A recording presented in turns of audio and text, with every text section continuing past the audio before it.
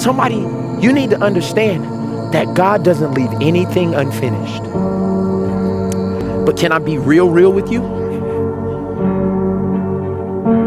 It may not be finished with you if you disobey. Okay. He doesn't, why? You got to stay with me. I'm trying to teach you right now. I feel like Professor Mike right now, okay? He doesn't leave anything unfinished. But if you're disobedient, it won't be finished with you. Ask the children of Israel, who he tried to get to the promised land in 11 days. He had to let 2 million people die so he could see what he started finished with their children.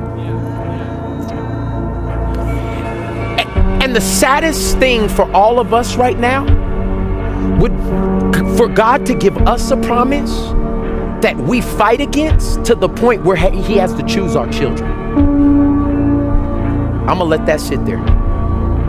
He promised that he'd do it for you, but you keep your list preeminent over God's purpose. And so he's saying to you right now, you can have your list. And then I'm gonna ask your children to do what I ask you to do. You can keep that, and I'm too old, and I got this, and this happened to me, and this is my excuse. Or you can say, I'm ripping my list. I'll start from here. I'm 56 years old. It don't matter. I'm gonna go with God because he can redeem the time. He could have took that 11-day journey and put them in the promised land, but instead it was a 40-year death. And then their children, the Bible, you can read it.